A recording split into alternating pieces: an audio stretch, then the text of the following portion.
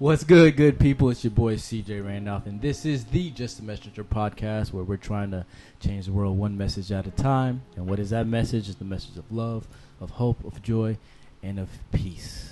And now we are in Buffalo, New York. Hello there. Yes, with my girl Kim here. We in the Ruff location. Buff. On location. Yeah, we traveled today, guys. So it's it's a different setup, but this is my hometown, y'all. This is where I'm from. Different setup, same message. Same message. Same message. Yes. So, you want to introduce her? I would like her to introduce her. You want her to introduce her? Can you introduce her? Well, hello, everyone. As she stated, yes, she's here. And Ruff Buff. We are definitely cooling right now with the heat and everything. But I'm Kimberly Hunter. And hi, Kim. That's Rosalinda. Hi, guys. And that's CJ. Yeah. But yes, I've been very, very good friends with Rosalinda for a very long time. And meeting CJ is a absolute pleasure. And as far as it goes for their message, I'm on board. I'm excited. Yes. So you said a long time, but people don't really know. People in Buffalo know. I'm about 40, mind your business. So I love it. Yeah. Yeah, so we've been friends for quite a long time. Yeah, a long time. Actually about 5-6 years old. Yeah. So, I think we were trying to get it together earlier, like when did we first meet? And it was just we were so young that I don't remember, but we were looking at some dates and you were probably like 5 and I was like maybe 4. Yeah. And we lived next door to each other. 43 and 47. That's right. That was our address, 43 and 47. I was not like, our age. You're not that No. Kind of. Look. But that was, those were the addresses, and that number, play it if you do New York State law. Oh, my. Numbers. Well, let me go ahead and get my phone. I know, like, is Laura speaking through her right now? But no, I'm teasing. But yes, we were youngsters, and we climbed many of mountains together. Whether it had been growing up in the neighborhood, meeting new people, we had 2 sets of friends. We had church going friends, and then we had street friends, but we were very, very intuitive with we were able to flip-flop and navigate and get through everything, and we got through a lot of things together. Growing up, and growing pains are bad for a lot of young people, but it made it easy when we all were together until high school hit, and then that was a totally another set of growing pains situations. I found new friends, she found new friends, but then we came back together after school. I mean, we just always, we were together like peanut butter and jelly. You remember when your dad used to taught us how to make peanut butter and jelly, and we dipped it in the pancake mix and we would fry them? Hold up now. I was thinking of another sandwich. Them in squares. Which no, sandwich? I remember the toast with peanut butter and syrup. Okay. I thought she was about to bring up the other sandwich that y'all talked to. Y'all make fun of it. The mayonnaise and banana sandwiches. I'm not touching mayonnaise. So good, y'all. CJ, get 2 pieces of bread with some mayonnaise on it, mayo, slices of bananas. We used to tear that up. So you could understand the diversity in this whole relationship here. We're a little different. Yeah. Right. High school, even after high school as young adults, we have to give a shout out to our third party, Angie. Hey, Angie. Angie. The captain. The captain. Yeah, we were just with up, her. Homie? Uh-huh. She, I mean, I'm telling you, all 3 of us together going through our young adult stages was fun. It was different. It was it was just everything. Yeah. You can't take those moments back. My message on that, just bringing up us being young to getting older and the changes that, young people go through. It happens. It is what it is. Don't hold on to it. Move on. But the ones that you went through it with, try to just keep tight. Hold on to those people, because that's who got you through it. Yeah. Period. Yeah. She preaching. I know. I'm like, just give her all 3 mics. Oh, I mean, no. Another. I mean, I heard you got all the spices in there. she got the spices in there. I got the Keep spices. cooking. I'm cooking up the She's fire. preaching from the book of Kim, the book of Kimberly. This There is we go. chapter 1, verse 43, right through 47. Please turn. I cannot remember if we brought this up in a previous podcast with Angie, but did we talk about what we used to call ourselves? I think it was a very brief God. at the end. Do you remember what we used to call ourselves? Yes, French vanilla butter pecan Chocolate chocolate Deluxe.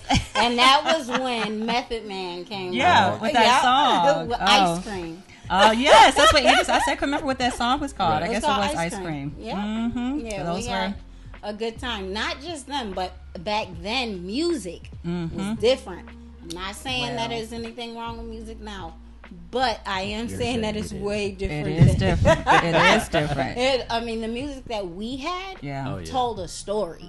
You could understand it. You know what I mean? You could Like, understand it. The words made sense too, right? And I know that. and it was not just one person trying to show out all the time.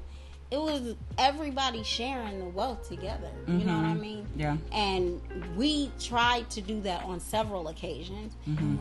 At home, it was me, you, and Angie, and we were Total, we were TLC. Yes. We were. I mean, So SWV. like these we were three SWV. Right, girl right. groups all the all time. the 3 girl groups, and then we even we was Mama, we gonna make it. When Jinkia's mother, Oh. when she was going heard to that story. Oh, she's like our little manager.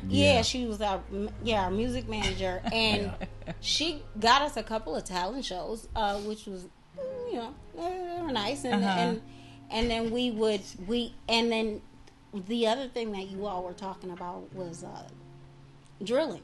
Yeah. I still have my drill boots. Do you? Yes, I do. Oh, Why did snap. girl? Because I was supposed to get them out that closet. Oh for that. my! But yes, with the taps on them. And did you have pom poms? Do you have the pom Yes, poms? I do. I get to show you an actual drill boot We're gonna go get in them. person. He said we're gonna go get Oh them. my gosh! We're gonna have to do like a little video, a Yeah. real quick one. Yeah. But one that, of us is gonna do. that was our thing. That and dancing, we kept busy all the time. And if we weren't doing something that was into music, training wise, our homework was always done. Oh yeah, we were good in Homework school. has to be done. Yeah. first. We had our priorities We were straight. right. Exactly. Yeah, our Straight. priorities were straight. Yeah. But entertainment wise, just making sure that we stay out of the hood. Technically, I mean, we lived in the hood, but it's a we different, were busy. different way, right? We were busy. Trying to be good in the hood is what we right. try to do. Right, and then not to mention even outside of music and running around or whatever, meeting new people and things like that.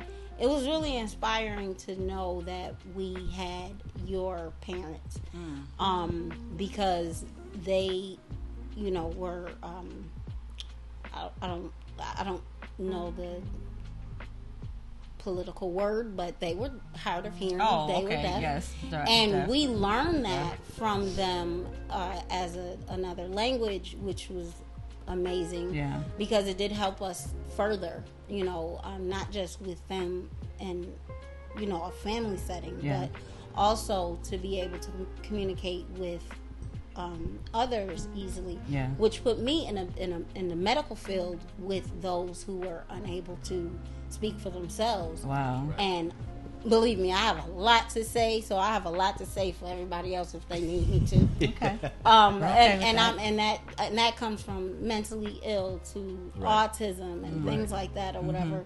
A lot of people don't realize how important speech pathologists are, or you know, teachers are really important. You know, and you know, your parents taught us Kingdom Bound.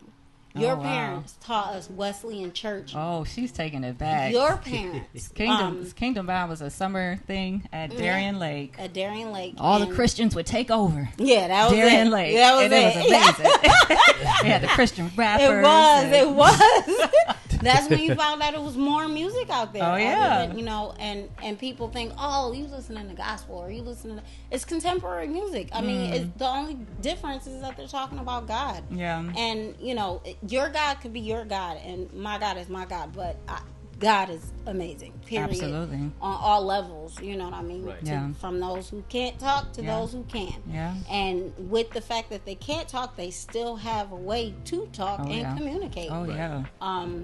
It's a beautiful thing just to see how passionate that particular language is. Oh, though, goodness. honestly. Very expressive. I love it so much. Not to say, you know, one is better than the other. No. But I'm telling you, that sign language, I know Spanish. I know a couple of other things. But I don't know what it is about, you know, sign language. Sign language, as you stated before, people don't know that there's different sign languages as well. Yeah, there's different English sign language, American sign language, there's Spanish sign language, there's different dialectal differences. Like some of the signs I use up here in Buffalo, you can't use in Texas. They're like, what are you saying? I'm like, you know what I'm saying, and their signs are different. So it's not universal. Most people think it is. Right. And then you know, we had our regular go to church, you know, with my family, and then we also had the going to church with your family, which again just opened up so many doors to see how big the world is. You don't have to be stuck where you're at in Ruff Buff or any other place that you might be at. You don't have to be stuck because there are other things out there. You might be nervous to make that move, whether it's by yourself or with your children or with family members or friends or whatever, but you know, you have to explore. If you don't explore, you'll never know who you really are or what you are capable of doing. Yeah, wow. Which is really cool. Yeah.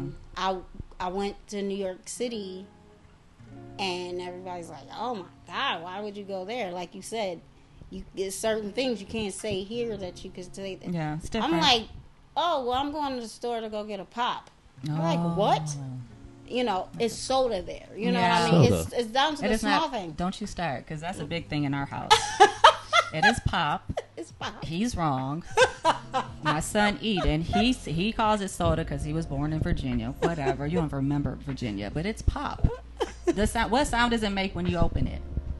Pop. Soda. No. Soda. But no, that's interesting because a lot of people think when I say I'm from like New York, they think the city. They automatically go to the city. I'm like, no, Buffalo, New York, Western New York, we're closer to Canada, and people don't realize how different Buffalo is versus the city. Yes. Again, not saying one is better than the other, but it is very, very, very different. Very different. So you lived there for how long? I would go every summer for a couple of weeks. Shout out to Sean Chapman.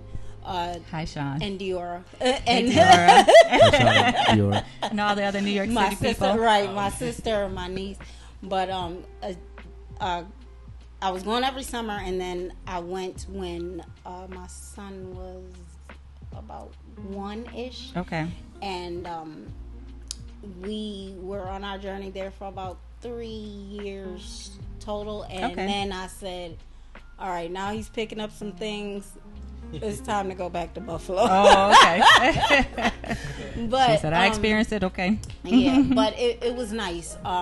It was nice on the end of opportunity. It was a lot of opportunity there without prejudice. Not to say, again, that Buffalo is prejudiced, but there are certain areas that... Well, I'll say Buffalo is very segregated. Right. That's very, what very. I was. That's okay. That's the word exactly. It is. So it just kind of depends on where you are in Buffalo to get those needs met. I found myself when I was in New York City. Me personally, I would go to every borough. There's people who are actually in one borough, lived there their whole lives, and never went to the next borough. Wow. And it's 15, 20 minutes away. That's interesting. Or maybe an hour at the most. Right. In Buffalo, we're 15 minutes away everywhere. Yeah. And it's not a borough, but it's, we have Amherst, we have Tonawanda, we have Clarence. Yeah. Then you got little the west cities side, and you towns. got the east side. Right. And, And I can go anywhere, But what I noticed with the segregation here, I would be in Buffalo and the opportunity wasn't that great. So I would have to go out in Amherst or Williamsville or what have you to get, what my needs met. Right. And out in New York City, it could be next door. Okay. You know what I mean? Yeah. Or it could be an hour and a half away, but it was okay because it was New York City, and it was just so many more opportunities that you just had out there. That's what I liked about it. Yeah. But in reference to being calm and at peace, I had to come back to Buffalo. Yeah, so. the energy level, I think, is different. I mean, New York City, I've only been there a few times, but it's just always on. Oh, yeah. If you remember the little trip we had? When you came and stayed with I remember. I was like, oh my gosh, this is everything. We never slept. And if you like that lifestyle, then that's a perfect place for you to be. Right. But I need an off button. Yeah. I need a little bit more balance. All right, so what I hear you saying is sometimes for your peace comes sacrifice. Absolutely. My happiness, my real happiness, honestly, and you can ask anybody, Kim, when were you the most happiest? Okay. In New York City. Oh, New York City. Mm-hmm. Yeah. Absolutely. It was my thing. It was my go-to. I was the queen of the world. Oh, wow. There.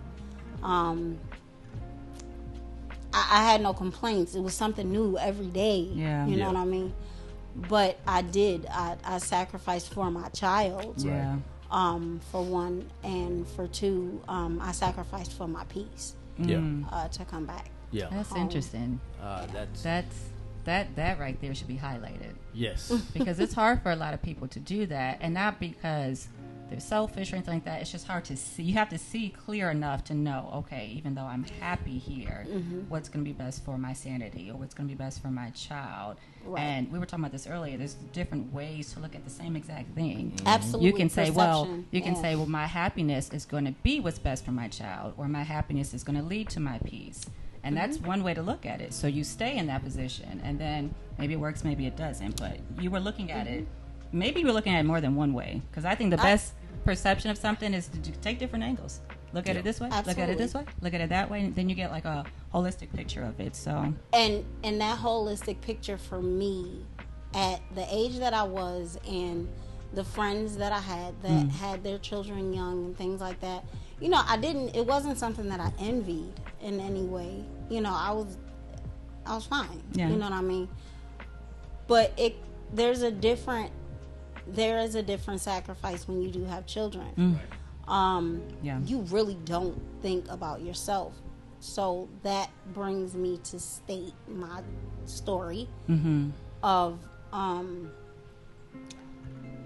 out of young adulthood and later on in life, when you get into relationships and you meet different people, the problem that I encountered coming back home is that you have familiarity.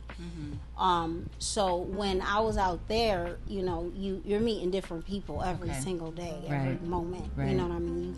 These TV shows and talk shows and things, you got 50 people calling your phone and things like that. But when you're here and you're in Buffalo, it's the same people. And then you turn around and you find yourself getting back into relationships. In the Bible, they say don't turn around, because you turn around, you turn into a pillar of salt. Let's not turn to salt. Let's not turn into salt. Mm-hmm. But I think I turned into a salt shaker, because that is good. Because what happened was what has happened was not to bring nobody's name up, but I was happy. I was familiar with this person, and got into a relationship that made me happy at first. Okay. And then it came down to,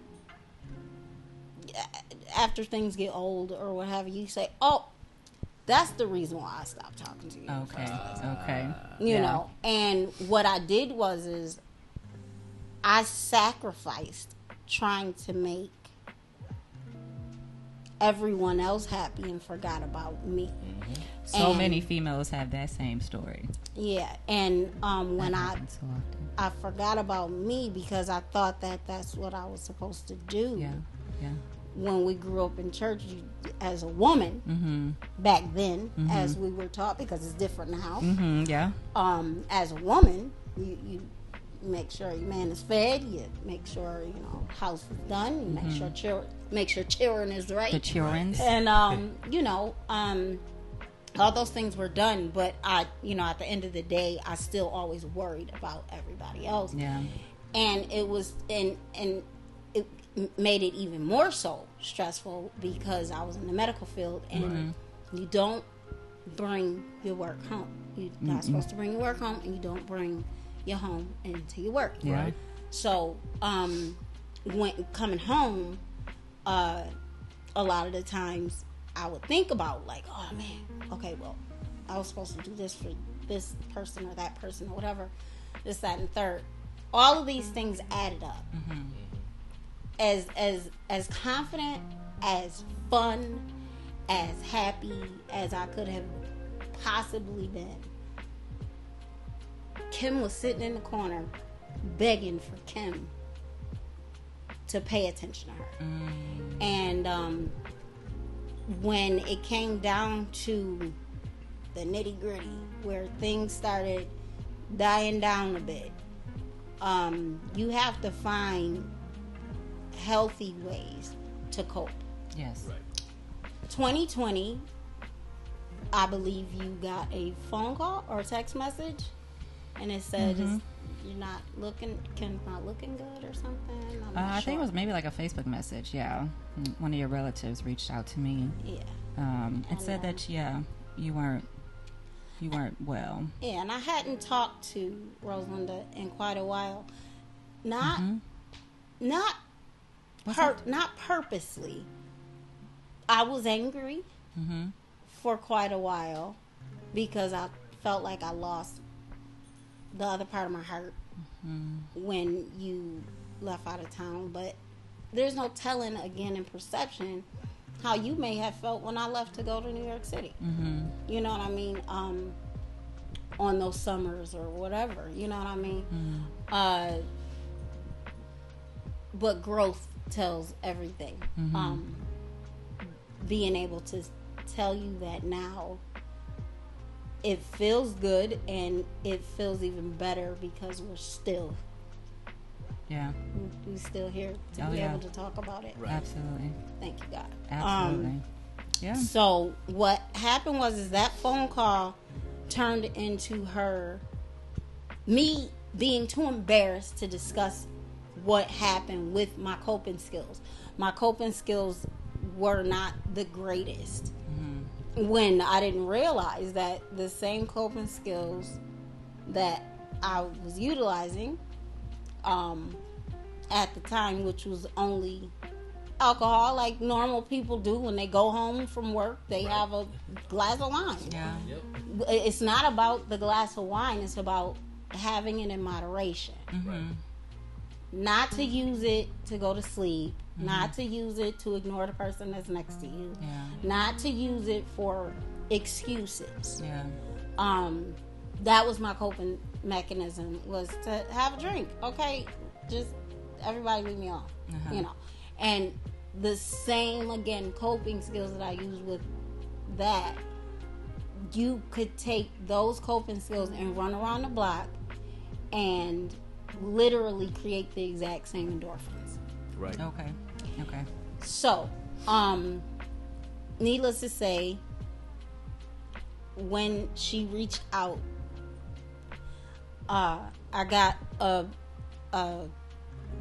it's almost like what is it? A textbook. Yeah. Of prayers. Oh yeah. Every day she wrote down. It wasn't something that came from the Bible that she highlighted and took a picture of. That was not it. These were Rosalinda's thoughts, her perception, she did quote, certain scriptures, etc. But that's what got me up every single day to get out of that hospital bed. They gave me 3 days to live. It's 3 years later. Wow. Life is different. Yeah. Coping skills are completely different. Yeah. I was one who was raised to keep to myself about certain things, and I bottled everything in. And again, Kim was still sitting in the corner, saying, "Just talk to me." You know what I mean? And I finally got the gist of it. Yeah. Now I won't be quiet. CJ, you can cut me off at any time. This is beautiful. I love it. I'm sitting back, learning. Well, here's the thing: if it's been bottled up so long, we gotta let you just let it out. But So, when you do change up, and you make these particular sacrifices, you have to understand that sacrifices aren't always for you. First of all, we're not put here on this earth. If you're told, the doctor is telling you 3 days to live, God is the doctor for one. Yes. So nothing goes until he says it's the time. last say. Absolutely. That's one. Two, as far as it goes for getting through it, those who you grew up with, those who you have encountered with, you might not think they're there. Talk, speak, discuss it, reach out, say something. Yeah. You don't say something, they won't know nothing. That's true. And quiet as kept, half the time they might have something going on, and they might just need you. Oh, yeah. Exactly. Yeah. So don't hold. Yeah. Then as far as it goes for where I'm at now, I'm a servant of the Lord. So if these negative coping skills are something on an earthly level or carnal level that I have to sacrifice in order to find the real 100% joy that was intended for us all, yeah, give it to him. Yeah. Right. Lay it on the altar, give it to him. Yeah. You gotta let go. It's a cliche. You could call it a cliche if you want, but let go. And you have to let God, because there is no other way. There's no other way. Wow. So, y'all, obviously we're gonna come back for part 2. We got way too much wisdom, way too many message gems that Miss Kim is popping off. Kim. I was about to start freestyling, but nah. Baby, go ahead and do it. Oh, wait, maybe you should do it. Put her on the spot, right? But once again, this is the Just a Messenger podcast, where we're just trying to change the world one message at a time. And what is that message? The message of love, of hope, of joy, and of peace. And until next time, which will be next week, right? Part 2? Part 2. Part 2. Selah.